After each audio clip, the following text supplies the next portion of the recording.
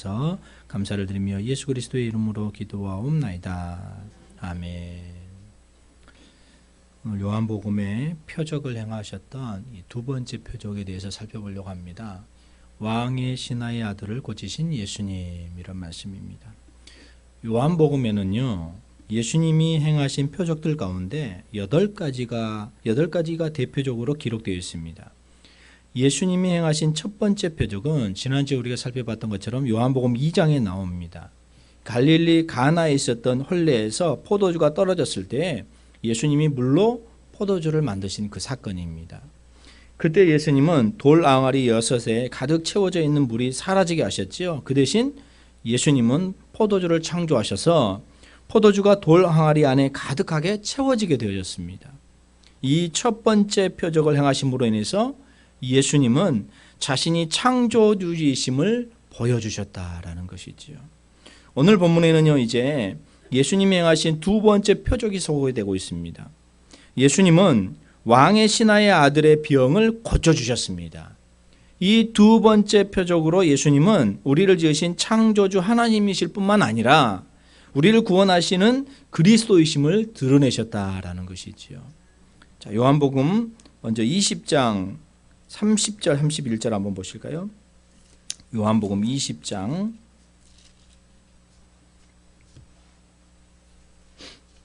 30절 31절 함께 봉독합니다. 예수께서 제자들 앞에서 이 책을 기록되지 아니한 다른 표적도 많이 행하셨으나 오직 이것을 기록함은 너희로 예수께서 하나님의 아들 그리스도이심을 믿게 하려 함이요 또 너희로 믿고 그 이름을 힘입어 생명을 얻게 하려 함이니라. 요한복음의 기록 목적은 예수님이 하나님의 아들 그리스도이심을 믿게 하는 것입니다. 예수님은 하나님의 아들이십니다. 말하자면 예수님의 근본은 하나님이시다라는 거지요. 그런데 예수님은 사람의 몸을 입으시고 우리를 구원하시는 그리스도로 세상에 오셨다는 것입니다. 우리는 예수님이 하나님의 아들이시며 그리스도이심을 믿어야 합니다. 그리할 때에 우리는 예수님의 이름을 입어 생명을 얻게 되어질 줄 믿습니다. 예수님을 믿어 생명을 얻게 하는 것, 이것이 바로 사도 요한이 그 복음서에서 예수님이 행하신 표적들을 기록한 목적이다라는 것이지요. 여기서 믿음은 우리가 하나님께 올려드리는 것입니다. 반면에 생명은 하나님이 우리에게 내려주시는 것입니다. 오늘 말씀을 통해서 우리의 믿음과 우리의 삶이 더욱 견고해지시는 귀한 성도님들이 되시기를 주님의 이름으로 축원합니다. 첫 번째로 왕의 신하가 예수님을 찾아오는 내용이죠. 자, 46절 한번 보실까요? 요한복음 4장 46절 함께 봉독합니다. 예수께서 다시 갈릴리 가나에 이르시니 전에 물로 포도주를 만드신 곳이라. 왕의 신하가 있어 그의 아들이 가버나움에서 병들었더니. 예수님이 지금 갈릴리 가나로 가셨습니다. 지금 요한복음 2장에 기록된 대로 이 가나는요, 예수님이 물로 포도주를 만드신 곳이지요. 예수님의 첫 번째 표적을 통해서 자신이 창조주이심을 드러냈잖아요. 이제 예수님은 두 번째 표적을 통해서 그리스도이심을 드러내시는 것입니다. 예수님이 다시 갈릴리 가나에 이르렀을 때, 지금 46절에 이렇게 말하고 있죠. 그때 예수님을 찾아온 사람이 있죠. 찾아온 사람이 지금 왕의 신하라고 성경은 말하고 있습니다. 여기서 말하는 그런 왕은 누구냐는 거예요. 왕의 신하니까 왕이 있잖아요. 그 왕은 분봉왕 헤롯을 가리킵니다. 자, 마태복음 14장에 기록된 대로 분봉왕 헤롯은 어떤 사람이냐 하면요, 세례 요한의 목을 베었던 사람입니다. 분봉왕 헤롯은 베들레헴에서 탄생하신 아기 예수님을 죽이려 했던 헤롯 왕의 4아들 가운데 한 사람이었습니다. 아기 예수님을 죽이려 했던 헤롯 왕이 죽었잖아요. 그 뒤에 이제 유대 땅은 4지역으로 나눠지게 되어집니다. 그래서 헤롯 왕의 4아들이 각각 다스리게 되어집니다. 그래서 갈릴리 지역은 헤롯 왕의 아들로서 헤롯과 같은 이름을 가졌던 분봉왕 헤롯에 의해서 통치를 받고 있었습니다. 오늘 본문에 등장하는 분봉왕 헤롯의 신하가 가버나움에서 살고 있었다는 거지요. 가버나움은 가나에서 약 30km 정도 떨어진 곳입니다. 왕의 신하에게 아들이 있었다는 거지요. 그래서 원문에는 아들이라는 단어 앞에 정관사가 붙어 있습니다. 정관사가 붙어 있던 건 뭐냐? 그 아들은 외동아들이라는 거예요. 그런데 외동아들이 그만 병이 들었습니다. 그것도 그 다음 절에 있는 말씀처럼 거의 죽게 되어졌다는 거죠. 47절 말씀도 볼까요? 함께 봉독합니다. 그가 예수께서 유대로부터 갈릴리로 오셨다는 것을 듣고 가서 청하되 내려오소서 내 아들의 병을 고쳐주소서 하니 그가 거의 죽게 되었습니다. 그동안 왕의 신하는 자기 외동아들을 살리고자 온갖 방법을 다 써보았을 것이죠. 고치기 위해서. 그런데 아무 소용이 없었다는 거예요. 아들의 병은요 점점 더 심해져 갔습니다. 아들은 이제는 죽음을 바로 눈앞에 두고 있었다는 거예요. 왕의 신하가 아들의 병 때문에 깊이 고민하고 있었을 때 그는 예수님이 지금 유대로부터 갈릴리로 오셨다는 소식을 듣게 되셨다는 거지요. 이미 그는요 예수님이 예루살렘에서 많은 병자들을 고쳐주셨던 소문을 들었을 것입니다. 예수님의 그런 사역들이 있었기 때문에. 뿐만 아니라 그는 예수님이 갈릴리 가나의 혼례에서 물로 포도주를 만드셨다는 소식도 들었을 것입니다. 왕의 신하는요 그래서 지금 예수님을 만나기 위해서 가나로 달려가지요. 지금 그가 살고 있는 것은 어디입니까? 가버나움이에요. 가버나움은 어디 있느냐면요 갈릴리 쪽에 있는 갈릴리 바다 옆에 있습니다. 가나는 어디가 있느냐면요 내륙에 있습니다. 좀 멀리 떨어져 있어요. 그래서 가버나움은 갈릴리 바다에 위치한 해변 마을이고요. 가나는 내륙에 있는 산지 마을이에요. 따라서 가버나움에서 가나로 가면 몇 시간을 힘들게 계속 올라가야만 됩니다. 그는 왕의 신하였기 때문에 권세를 가진 사람이죠. 그에게는 또 많은 종들도 있었을 것입니다. 따라서 그는 자기 종들 가운데 몇 사람을 보내어서 예수님을 자기 집으로 청해 올 수도 있지요. 그러나 왕의 신하는 종들을 보낸 것이 아니라 자신이 직접 예수님을 만나기 위해서 가게 되어진다는 거죠. 단 하나의 이유로 말미암아서 자기의 병든 아들을 살리기 위해서 갔다는 거죠. 죽어가는 아들을 살리기 위해서라면 그는 어떠한 수고라도 마다하지 않을 수 있었다는 거지요. 사랑하는 외동아들의 병을 고칠 수만 있다면 그는 모든 체면을 버릴 수 있었다는 것입니다. 그러나 우리는 여기서 한 가지 사실을 또 지적하지 않을 수가 없는데요. 이때 왕의 신하가 예수님을 찾아온 동기가 뭐냐면요. 죄 사함을 받기 위함이 아니었다는 것입니다. 예수님을 믿고 생명을 얻기 위함도 아니었습니다. 사실 왕의 신하는 이런 일에는 관심이 없어요. 우리가 교회를 다닌다고 하지만 많은 사람들이 교회를 다니면서 왜 교회에 오게 되는지를 우리가 바로 깨달아야 되는데 그걸 모른 채 오게 되어지는 사람들이 참 많이 있습니다. 이 사람도 마찬가지죠. 그 목적은 오직 한 가지죠. 예수님을 지금 가버나움에서 가나로 자기 집으로 초청해 가지고 자기의 아들 병을 고치기 위해서 그랬습니다. 이는 구원받을 만한 믿음이라고 말할 수가 없는 거지요. 그러므로 예수님은 왕의 신하의 믿음을 북돋워 주기 위해서 다음과 같이 말씀을 하지요. 48절 함께 읽겠습니다. 예수께서 이르시되 너희는 표적과 기사를 보지 못하면 도무지 믿지 아니하리라. 지금 이 말씀은요, 이 시대의 상황을 알 수가 있는 거예요. 많은 표적들, 많은 이적들 예수님께서 가르치시고 보여주었는데도 불구하고 아직도 믿지 않고 있다는 거지요. 물론 예수님은 왕의 신하가 예수님을 만나기 위해서 자신의 체면을 버리고 먼 길을 힘들게 달려왔다는 사실을 알고 계셨습니다. 여러분이 왕의 신하의 내용들을 보면서 나아만 장군이 엘리야를 만나게 되어지는 그런 과정도 우리가 또 보게 되어지잖아요. 생각들을 하게 되어지잖아요. 그런데 이 사람이 힘들게 달려왔다는 사실을 알고 있고요. 그럼에도 불구하고 예수님은 왕의 신하와 그 주변에 있는 갈릴리 사람들 향하여서 이같이 책망하셨다는 거예요. 많은 사람들이 예수님의 곁에 모여 있을 거 아닙니까? 예수님의 사역들, 예수님의 삶을 보았기 때문에. 그러면서 그 사람들에게 말하는 거예요. 너희는 표적과 기사를 보지 못하면 도무지 믿지 아니하구나. 이렇게 지금 어떻게 보면 책망의 목소리로 말씀하고 있는 거죠. 그것에 모인 갈릴리 사람들은 예수님이 자기들 앞에서 표적을 행하여 주시기를 바라고 있었다는 거지요. 그와 같은 갈릴리 사람들의 마음을 읽으셨다는 것입니다. 예수님은 지금 그들의 영적인 상태를 책망하시고 있는 거지요.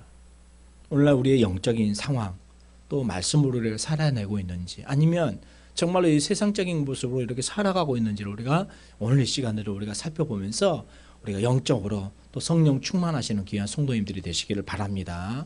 그렇지 않으면 이 시대에 우리가 올바로 살아갈 수 없는 그런 시대적인 상황이잖아요. 예수님은요, 우리를 향해서도 물으실 거예요. 너희가 나를 찾아온 이유가 무엇이냐? 너희도 병고침을 받기 위해서 왔느냐? 떡을 먹고 배부르기 위해서 왔느냐? 너희가 가진 어떤 문제를 해결받기 위해서 왔느냐? 우리의 대답은 무엇입니까? 갈릴리 사람들처럼 우리도 표적을 보아야만 믿겠다는 낮은 수준의 신앙에 머물러 있어서는 안 됩니다. 예수님이 도마에게 말씀하신 것처럼 보지 못하고 믿는 자들이 복되라라는 사실을 명심하시는 귀한 성도님들이 되시기를 바랍니다. 예수님께서는요, 지금 그 순간까지 올라가기를 바라시는 거예요. 자, 그 다음 말씀 49절 말씀 보시겠습니다. 함께 읽습니다. 신하가 이르되 주여 내 아이가 죽기 전에 내려오소서. 지금 예수님이 어디에 있습니까? 가버나움이 있잖아요. 그래서 그곳에 가게 되어졌잖아요. 그래서 자기 아들이 있는 가나로 가서 자기 아들을 치료해 주기를 바라고 있지요. 예수님의 책망을 그런데 들었잖아요. 그러면 이때 이런 책망을 들었을 때 왕의 신하가 마땅히 보여줘야 할 반응은 어떠했을까요? 아마 이렇게 되지 않을까요? 주님, 내가 믿습니다. 나의 믿음 없는 것을 도와주세요. 이렇게 말해야 옳은 대답이 있죠. 그런데 예수님의 책망에도 아랑거지 하지 않고 있는 거죠. 그런 예수님에게 지금 자기 아들의 병을 고쳐주기만을 재촉했습니다. 그러니까 예수님이 아무리 말한들 지금 들리지 않죠. 자기 아들이 빨리 낫기만을 지금 간절히 바라고 있는 그런 상황이죠. 이렇듯이 그의 마음이 온통 아들에게만 가 있었다는 거죠. 물론 왕의 신하는 예수님이 그의 아들의 병을 고쳐줄 수 있다고 믿었을 것입니다. 왜요? 지금까지 해왔던 예수님의 사역들을 보았기 때문에, 들었기 때문에. 그러나 그는 예수님이 창조주 하나님이시며 자신을 구원하시는 그리스도이심을 믿는 수준은 아닙니다. 그러기에 예수님에게 자기의 아들이 죽기 전에 얼른 지금 가버나움으로 내려오셔서 그의 병을 고쳐달라고 간청한다는 거지요. 예수님은 하나님이시며 그리스도이십니다. 그렇기 때문에 예수님이 가버나움으로 내려가셔야만 그의 병을 고칠 수 있다는 것은 아니었습니다. 마태복음 8장 8절 한번 잠깐 보실까요? 마태복음 8장 8절.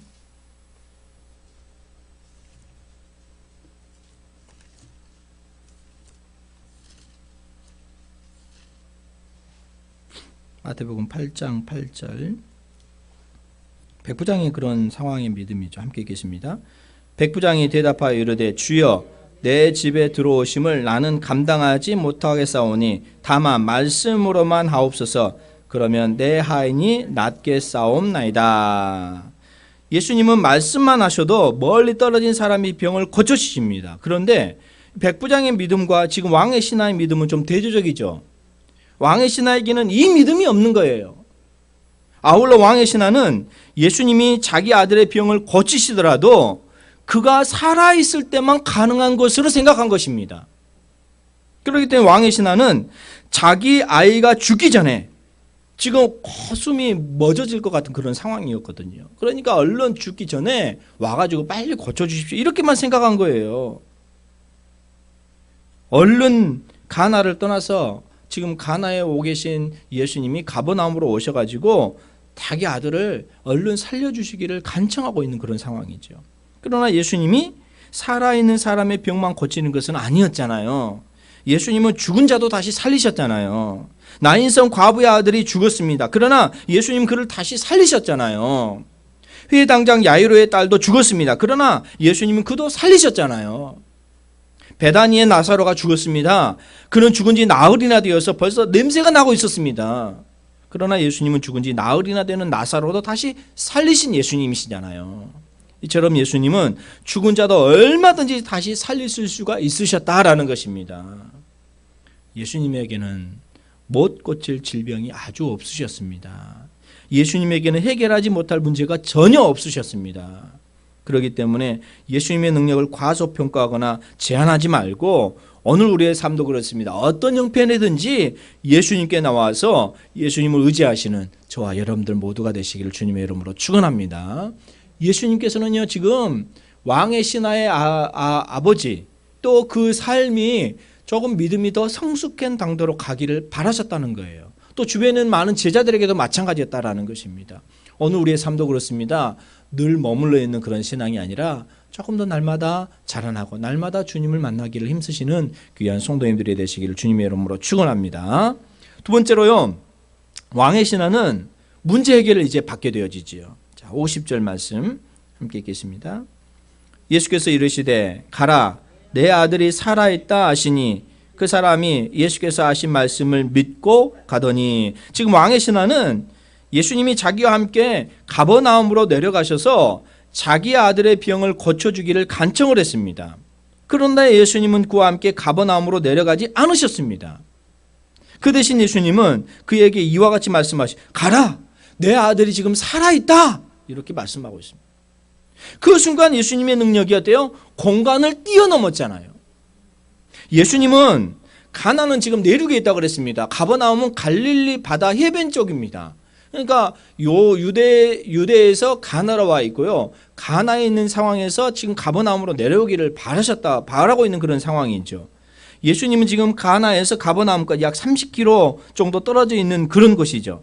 그런데 병든 아이의 손을 잡아 일으키는 것이 아니죠. 또 말씀으로만 했다는 거지요. 건강을 그러면서 되찾게 되어집니다. 왕의 신하는 어디에 와 있습니까? 지금 예수님에게 와 있지요. 가나에 와 있지요. 그 일을 보지 못하고 있지요. 그렇지만 왕의 신하는 오늘 말씀을 보니까 예수님의 말씀을 그대로 믿었다 이렇게 말씀을 하고 있습니다. 그래서 그 사람이 지금 예수께서 하신 말씀을 믿고 가더니 여러분 이 말씀이 참 또 중요한데요. 자기 집에 와가지고 자기 아들을 살려주려고 이렇게 말했는데 지금 예수님은 가지 않으셨잖아요. 그런데 이 말씀을 그 말씀을 믿고 그냥 호련히 혼자 가잖아요.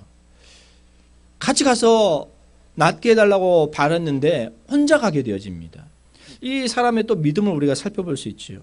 왕의 신하는 예수님이 행하신 표적을 보고 어떻게 보면 믿은 것은 아니었죠. 직접 보지는 못했죠. 그런 예수님이 하신 말씀을 그런데 그대로 믿었습니다. 그렇기 때문에 예수님의 말씀을 믿고 혼자서 가버나움으로 자기 집으로 지금 되돌아가고 있는 그런 상황이죠. 그러면 왜 예수님은 왕의 신하의 요청대로 가버나움으로 내려가시지 않으셨나는 거예요. 왜 예수님은 그 자리에서 왕의 신하에게 아무런 표적도 보여주지를 않으셨냐는 거예요.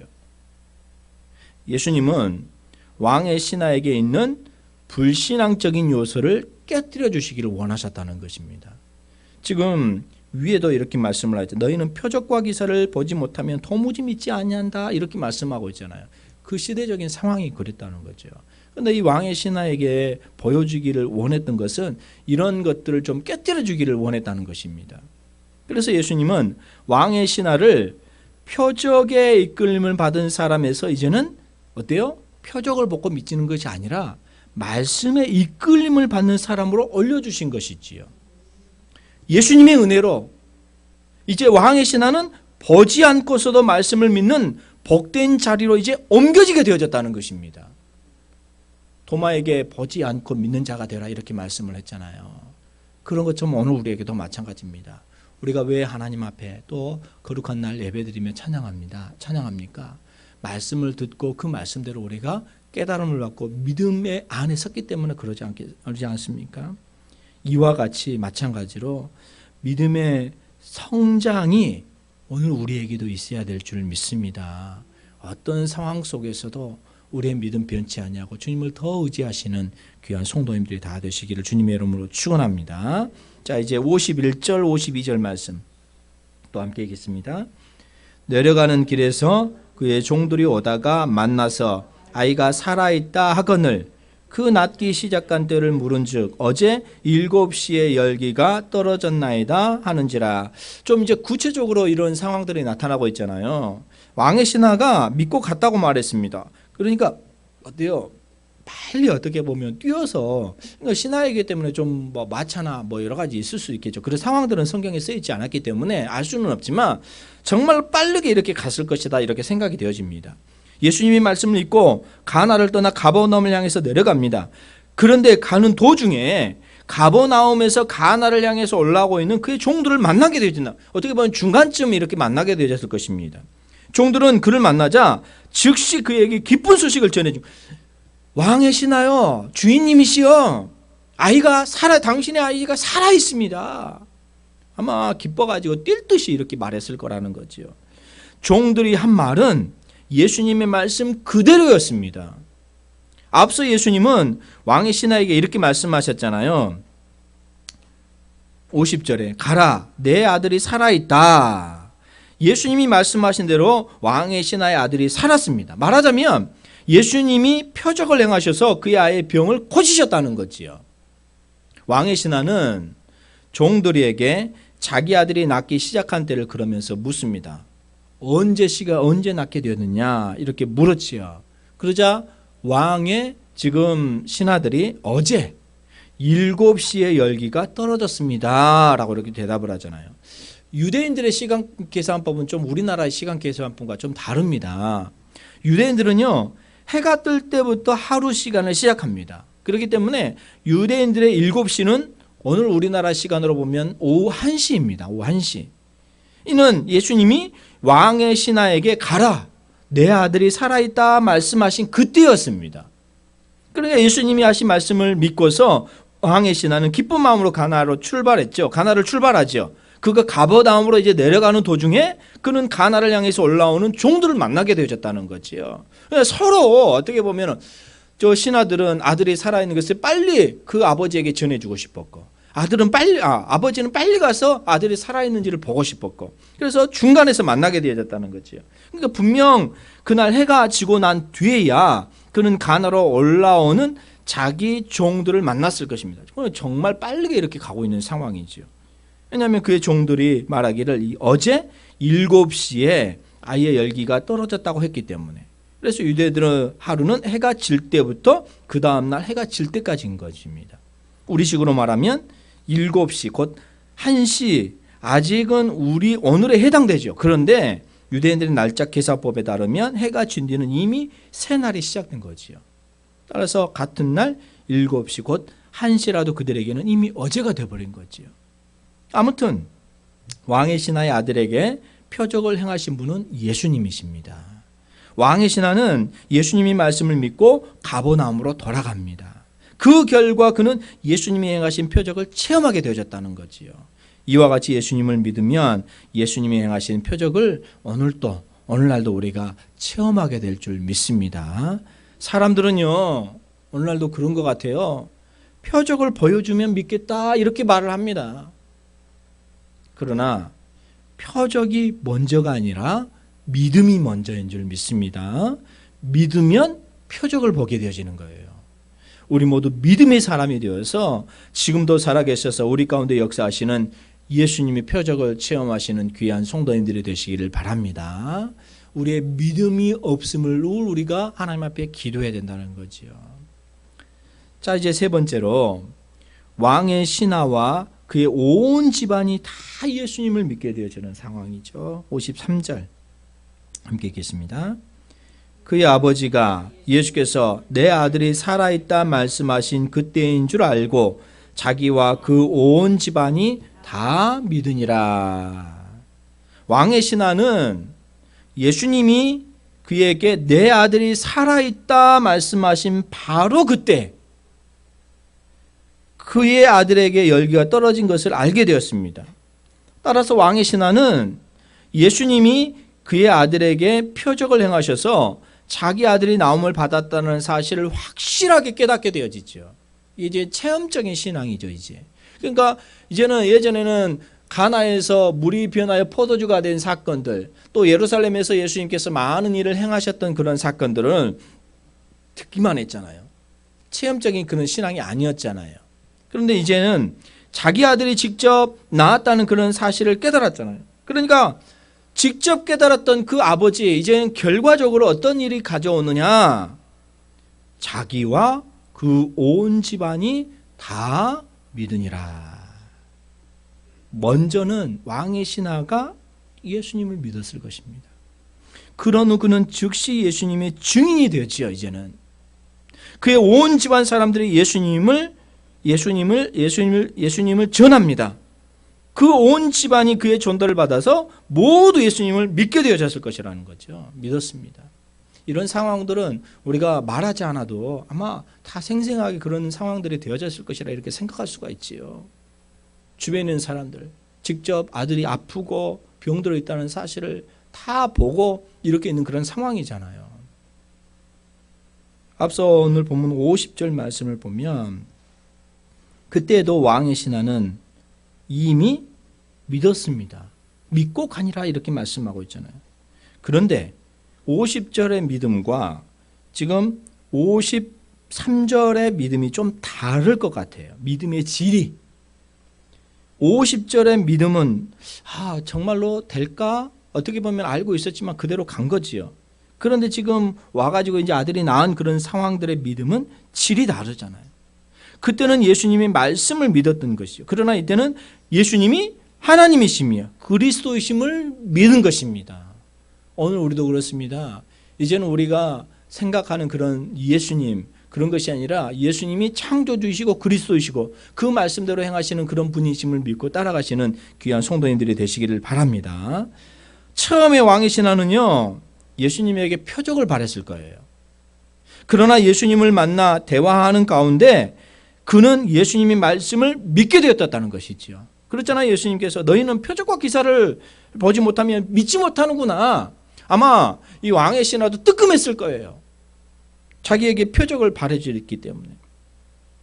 그런데 이런 대화를 하는 도중에 예수님과 직접 대화하는 것도 대단한 축복이잖아요. 근데 그 대화하는 가운데 어떻게 보면 예수님께서는 보통 사람이 아니구나라는 것을 깨달았을 거예요. 그렇기 때문에 예수님의 말씀을 믿게 되었다는 것이죠. 그러다가 그는 마침내 예수님이 하나님이시며 그리스도이심을 더 믿게 되었다는 거지요. 그에게 구원받을 만한 믿음이 생긴 것입니다. 그런 후에 그가 행한 첫 번째 사역은 무엇이었느냐? 이제 믿고 아들이 낳았고 난 뒤에 첫 번째 그의 사역은 예수님의 증인이 된 거죠. 증인. 너희 먼저 그의 온 집안이 주변 사람들에게 예수님을 정한 거죠. 내가 만난 예수님이 이렇다. 내가 예수님과 직접 대화하니 이렇다. 내 아들을 살려주신 분이시다. 이제는 그저 생각만 그런 것이 아니라 표적을 구하는 것이 아니라 이제는 너희들도 이런 삶으로 같이 살아내는 사람이 되었으면 좋겠다. 그의 전도를 받고서 그의 온 집안이 예수님을 믿게 되어졌다는 거지요. 그 결과 모두가 구원을 받게 되어졌다라는 것입니다. 그리고 나서 이제 54절에 말씀하고 있죠. 54절 함께 읽겠습니다. 이것은 예수께서 유대에서 갈릴리로 오신 후에 행하신 두 번째 표적이니라. 예수님이 왕의 신하의 아들의 병을 고치신 것은 두 번째 표적입니다. 앞서 살펴본 대로 사도 요한이 그의 복음서에서 예수님의 표적들을 기록한 목적이 뭐였습니까? 다시 한번 살펴볼까요? 요한복음 20장 우리가 앞에서 읽었습니다. 요한복음 20장 30절 31절 함께 봉독합니다. 예수께서 제자들 앞에서 이 책에 기록되지 아니한 다른 표적도 많이 행하셨으나 오직 이것을 기록함은 너희로 예수께서 하나님의 아들 그리스도이심을 믿게 하려 함이요 또 너희로 믿고 그 이름을 힘입어 생명을 얻게 하려 함이니라. 그러니까 이 표적 성경에 기록된 표적에도 너무 많은 표적들이 있다는 거죠.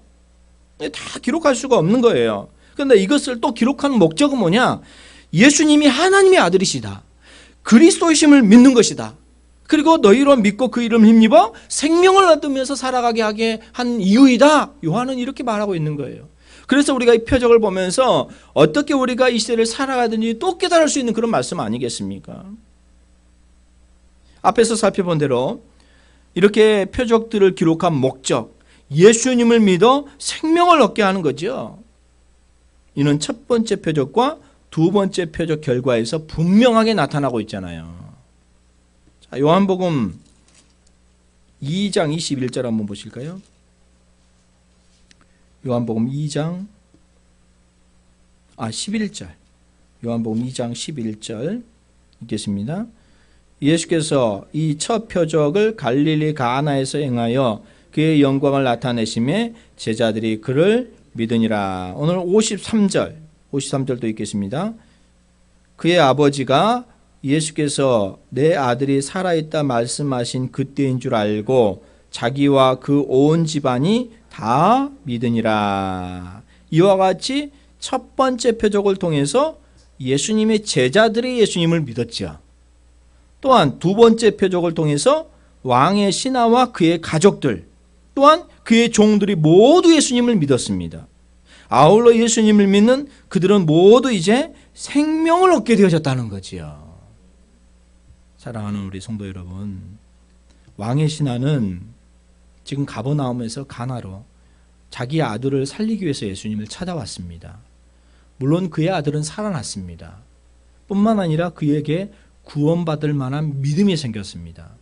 더 나아가서 그의 온 집안이 예수님을 믿어 구원받는 큰 역사가 나타났습니다. 오늘 우리도 예수님을 찾아왔습니다. 예수님은 긍휼이 풍성하신 분이십니다.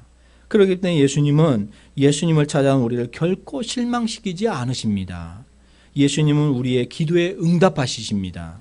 우리의 병을 고치시고 우리의 문제를 해결하시고 우리에게 우리의 소원을 이루어 주시는 분이신 줄 믿습니다. 그 믿음으로 우리가 이 시대를 서야 된다는 거지요. 표적을 먼저 구하기 전에 우리의 상황, 우리의 상태, 더 믿음을 더 높여서 주님 앞에 간절하게 설 때 하나님께서 역사하실 줄 믿습니다. 나아가서 내가 믿고 난 다음에 내 믿음이 좀 더 성숙해진 다음에 또 견고해진 다음에 주 예수를 믿으라 그리하면 너와 내 집이 구원을 받으리라 라는 그런 말씀을 전하게 될 때 온 가족이 구원받게 되지는 놀라운 역사가 나타나게 될 줄 믿습니다. 오늘 왕의 신하의 가족들이 다 그렇게 되어졌잖아요. 온 집안이 다 믿으니라. 얼마나 큰 축복입니까? 우리의 믿음이 좀 더 돈독해져서 오늘 요한이 기록한 목적은 그렇습니다. 예수님이 창조주이시고 예수님이 그리스도이시고 그 창조주시고 그리스도이심을 믿고 생명을 얻게 하는 거예요. 우리의 생명이 저 천국에서 복된 삶으로 나타나기를 바라는 거예요. 오늘 우리가 여러 상황들이 있고 여러 이유들이 있지만 그럼에도 불구하고 그런 것들 때문에 우리의 상황, 우리의 모든 것들이 흐트러지지 아니하고 더 돈독해져서 예수님의 증인으로 이제 서야 되겠죠. 또 우리 온 가족이 구원받을 수 있는 그런 놀라운 역사가 나타나시기를 주님의 이름으로 축원합니다. 예수님이 이 땅에 오신 목적이 그거잖아요. 우리 모든 식구들이 구원받는 하나님의 자녀들이 되기를 원하잖아요. 그 자녀들이 되기를 우리가 믿고 또 기도하고 우리가 더 하나님 앞에 간절히 서시는 오늘 여러분께 모든 성도님들이 다 되시기를 주님의 이름으로 축원합니다. 기도하겠습니다. 걸어가신 하나님 감사합니다. 우리의 삶을 다시 한번 드리며 찬양합니다. 오늘 왕의 신하의 아들을 고쳐주신 예수님, 이런 상황들을 우리가 볼 때 얼마나 오늘날 시대 살아가는 이 시대적인 상황과 얼마나 똑같은지를 보게 되어집니다. 사도 요한이 요한복음을 기록한 목적, 창조주 되시는 예수님, 그리스도에 되시는 예수님을 믿고 생명을 얻게 하시는 그런 말씀을 오늘 우리에게 주셨습니다. 이제는 우리가 이 말씀을 듣고 읽고 배워가며 또 믿음으로 설 수 있도록 인도하여 주시옵소서. 성경을 그저 다른 책이나 같은 것처럼 우리가 생각하는 것이 아니라 정말로 생명이 있는 그런 말씀, 우리에게 소중한 그런 말씀을 읽고 듣고 깨달아 알아갈 때 우리의 생각과 우리의 모든 것들이 하나님 기뻐하시는 그런 삶이 되어질 줄 믿습니다. 주님, 뜬구름 잡는 그런 것처럼 우리가 시대를 살아가는 것이 아니라 우리의 모든 것들이 하나님 기뻐하시는 그런 삶으로 우리가 설 수 있도록 인도하여 주시옵소서.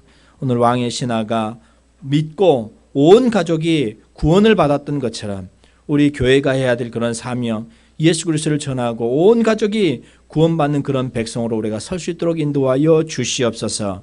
어려운 시대를 살아가고 있습니다. 우리 모든 가족들을 주님께서 붙들어 주시고 아버지 하나님 아버지께 온전히 서가기를 힘쓰는 우리 이름께 모든 식구들이 다 되게 하여 주시옵소서. 모든 말씀을 감사를 드리오며 예수 그리스도의 이름으로 기도하옵나이다. 아멘. 찬송가